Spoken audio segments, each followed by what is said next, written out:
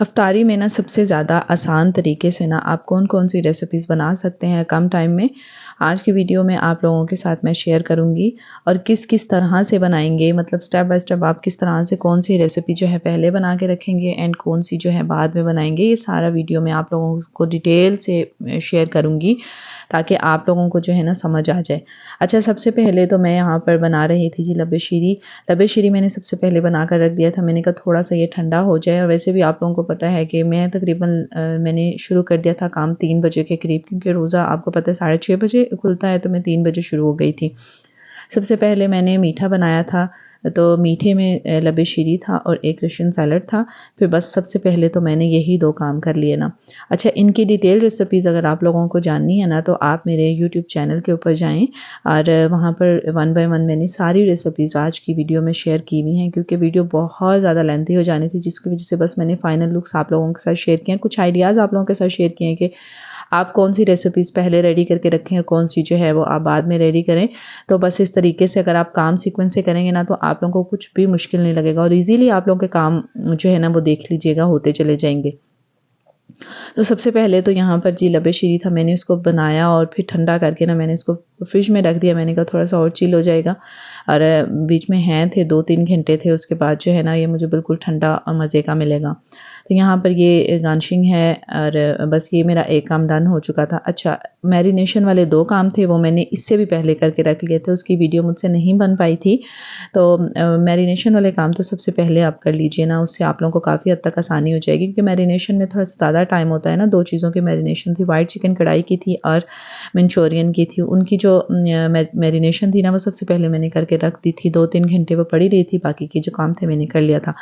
अच्छा, जो चीज़ रेडी होती थी ना, मैं उसको इस तरह से कवर करके ना मैं उसको फ्रिज में रख देती थी, क्योंकि फिर जो है ना मेरे लिए आसानी होती है। इतने ज़्यादा इसके डोंगों के ढक्कन जो है ना आप लोगों के लिए रखना और फिर उतारना काफ़ी ज़्यादा डिफ़िकल्टीज़ होती है। तो फिर मैंने कहा कि मैं सबसे आसान तरीका करती हूँ, रैपिंग शीट से इसको रैप करती हूँ और मैं इसको फ्रिज में पहुँचाती हूँ। जब टाइम होगा फिर मैं एज़ इट इज़ उठा के इनको रख दूँगी।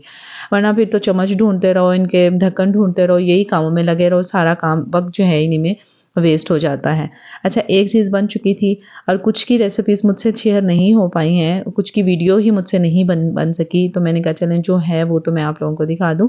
अच्छा, इसके बाद ये है जी, यहाँ पर रशियन सैलेड बन रहा था। अच्छा, रशियन सैलेड ना बहुत सारे लोग जो हैं डिफ़रेंट तरीके से बनाते हैं। कुछ लोग जो हैं बहुत ज़्यादा फ्रूट्स डालते हैं। जिनका जब रशियन सैलेड खाते हैं ना, तो एक डिफ़रेंट सा टेस्ट आता है। स्ट्रॉबेरी डाल ली। मुझे सबसे बुरा जो चीज़ लगती है ना रशियन सैलेड में, नाउज़ुबिल्लाह, बुरी तो नहीं, मतलब टेस्ट उसका अजीब लगता है, वो हो गया है एक खरबूजा डालते हैं, मुझे वो पसंद नहीं है, और स्ट्रॉबेरी का एक डिफ़रेंट सा टेस्ट आता है। तो मैं बस 2-3 चीज़ें ही डालना पसंद करती हूँ इसमें। जब से शुरू से मेरी शादी हुई है ना, तब से मैं अपने ससुराल वालों को ना इसी एक तरीके को फ़ॉलो करते हुए देख रही हूँ, तो बस मेरा भी हाथ उसी इस तरीके में बैठ गया। मैंने कहा मैं यही तरीका बनाती हूँ। अगर मैं थोड़ा-सा भी चेंज कर दूँ ना, लाइक इसमें मैं अगर गावा डाल दूँ या इसमें मैं कोई और फ्रूट डाल दूँ ना, तो फिर सब बोलना शुरू कर देते हैं कि ये आज आपने कैसा बनाया है। तो फिर बस जो है मैं इसमें कुछ ज़्यादा नहीं डालती। मैंने कहा गेस्ट आ रहे हैं, उनके लिए भी बस अपनी ट्रेडिशनल जो रेसिपी है वही मैं रखूँ। मैं खुद से जो है ना इसमें फ्रूट्स ऐड ना करूँ तो ही अच्छा है। ड्रेसिंग में मायोनीज़ थी, मलाई थी और 1 चम्मच चीनी था। हालाँकि मैं इसमें दूध भी नहीं डालती हूँ, बहुत पतला-पतला हो जाता है। ड्राई फ्रूट्स मुझे बहुत ज़्यादा पसंद हैं रशियन सैलेड में, और फिर ड्राई फ्रूट्स मैं इसमें लाज़मी डालती हूँ, काफ़ी ज़्यादा डाल देती हूँ, जिससे बाइट में खाते टाइम ना आपको काफ़ी अच्छा जो है टेस्ट आता है। ये चीज़ भी रेडी हो चुकी थी, 2 डिशेज़ रेडी हो गईं। अब आते हैं जी अपने दूसरे कामों की तरफ। अब जो खाने की चीज़ें ना, मतलब कि एक तो स्टार्टर हो गया ना अफ्तारी के टाइम पे, उससे हट के जो था ना खाने की जो चीज़ें थी ना, अब मैं वो रेडी कर रही हूँ। यहाँ पर व्हाइट चिकन कढ़ाई है, इसकी रेसिपी भी आप लोगों के साथ मैंने शेयर की भी है, आप यूट्यूब चैनल पे जाके देख सकते हैं। और बस ये रेडी थी, इसमें मैंने क्रीम डाली एंड बस फिर मैंने इसको भी जो था ना, इसको भी मैंने निकाल दिया था, और निकाल के ना फिर मैंने कहा कि जब मैं रखूँगी ना, फिर मैं ओवन में इसको गरम कर लूँगी। अभी के लिए जो है ना काम अपना आसान करने के लिए मैंने फ़िलहाल जो चीज़ थी मैंने उसको निकाल दिया था। तो क्रीम डालने के बाद ना कुछ लोग गलती करते हैं कि उसको चूल्हे पे रखा रहने देते हैं, जिससे क्रीम का टेस्ट बिल्कुल ख़त्म हो जाता है। फ़ौरन आप इसको उतार के ना बेशक चूल्हा बंद करके आप इसको मिक्स करके ना देन आप बाउल में निकाल सकते हैं। तो यहाँ पर इसको भी मैंने निकाल दिया था। गार्निशिंग के लिए सब्ज़ मिर्च कट कर सकते हैं, आप अदरक कर सकते हैं। अदरक मैं इतने शौक से नहीं खाती हूँ, तो मुझे लगता है कोई भी नहीं खाता। तो इस वज़ह से अदरक तो मैं इसमें डालती ही नहीं हूँ ना, बस मैं इसमें डाल देती हूँ जी सब्ज़ मिर्च कट करके। तो ये रेडी थी और मतलब स्टेप बाय स्टेप मैं चल रही थी। मैंने कहा चले मैं जो है ना काम करती जाऊँ। अच्छा नेक्स्ट जो था ना इसमें मैं बना रही थी जी मंचूरियन। मंचूरियन का चिकन मैंने मैरिनेट करके रखा हुआ था।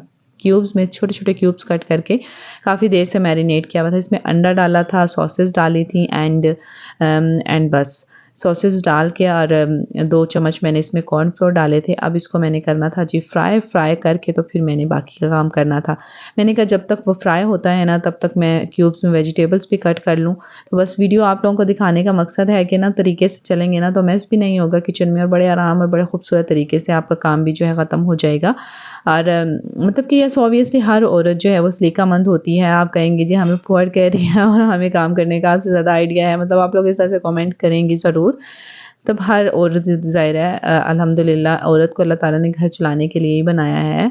मतलब कि खूबसूरत तरीके से वो घर मैनेज कर सकती है। लेकिन बस कुछ आइडियाज़ होते हैं, सम टाइम आप लोगों को नहीं पता होता है, सम टाइम मुझे भी नहीं पता होता। मैंने भी यूट्यूब पे वीडियोज़ देख-देख के मुझे भी आइडियाज़ आते हैं कि कौन-सा काम पहले करने वाला होता है दावत में, कौन-सा काम बाद में करने वाला होता है।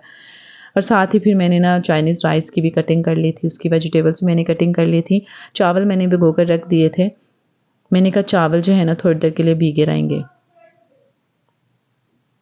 अच्छा यहाँ पर बन रहा था जी मंचूरियन। ऑयल में क्यूब्स में कट किया मैंने प्याज डाल दिया। प्याज का कलर आपने बिल्कुल भी चेंज नहीं करना, बस इस तरह से वाइट हल्का सा कच्चापन दूर करके ना इसमें कैप्सिकम डाल देंगे। और कैप्सिकम के बाद बस इसको भी हल्का सा आपने 2-3 दफ़ा ऐसे चक्कर दिलाना है और फिर बस इसमें आपने डाल देनी है जी सॉसेस में जाएगा, इसमें सिरका जाएगा 2 चम्मच इसमें सोया सॉस जाएगा, 2 चम्मच इसमें चिली सॉस जाएगा।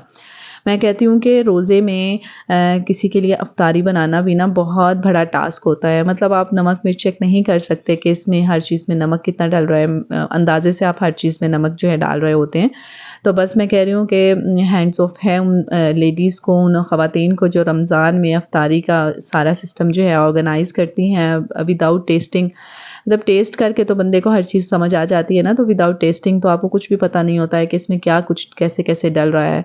और मुझे बहुत ज़्यादा टेंशन थी, मैंने कहा पता नहीं हर चीज़ में नमक मिर्च कैसा होगा, क्योंकि क्वांटिटीज़ में चीज़ें बहुत ज़्यादा क्वांटिटी में चीज़ें थी ना, मुझे कुछ समझ नहीं आ रहा था कि किस में मैंने क्या चीज़ डाली है, किस में मैंने क्या चीज़ डाली है। फिर भी हाज़िर दिमागी से, और आपको पता है रोज़े का जो एंड का टाइम होता है ना, उसमें तो फिर भी बहुत ज़्यादा जो है हो रही होती है कि मतलब दिमाग भी थोड़ा-सा घूम रहा होता है बस रोज़े की वज़ह से।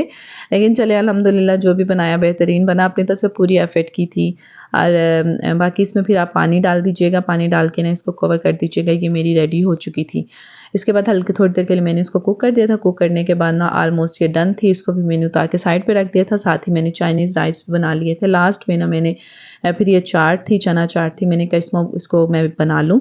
तो इमली वाली चना चाट मैंने बनाई थी सूखी, दही वाली मैंने नहीं बनाई थी। दही वाले शौक से नहीं खाते, तो ये वाली फिर भी खाई जाती है। अच्छा, इसके बाद जो मुझसे मिस हो गया था, रोल और समोसे हो गए थे और फ्राई की चीज़ें हो गई थी। पकोड़े भी मैंने बनाए थे, रोल थे, समोसे थे, नगेट्स थे, फ्राइज़ थे और सैंडविचेस थे। उनकी रेसिपीज़ मुझसे नहीं होने पाई, मुझसे रिकॉर्ड ही नहीं होने पाई। बस ऐसे ही हबड़ा-दबड़ी थी। मैंने कहा बस फटाफट से ना जो है ना, रोज़े में थोड़ा टाइम रह गया था। मैंने कहा बस मैं फटाफट से कंप्लीट करूँ। साइड पे रखा, हालाँकि सब मोबाइल सेट था, लेकिन मुझसे नहीं वीडियो बन पाई। बस ये आज की वीडियो ये थी। होप सो कि वीडियो आपको अच्छी लगी हो। अच्छी लगे तो लाइक, शेयर एंड सब्सक्राइब कर दीजिएगा। अपना बहुत सारा ख्याल रखिएगा, दुआ में याद रखिएगा। मुझे दीजिए इजाज़त। अल्लाह हाफ़िज़।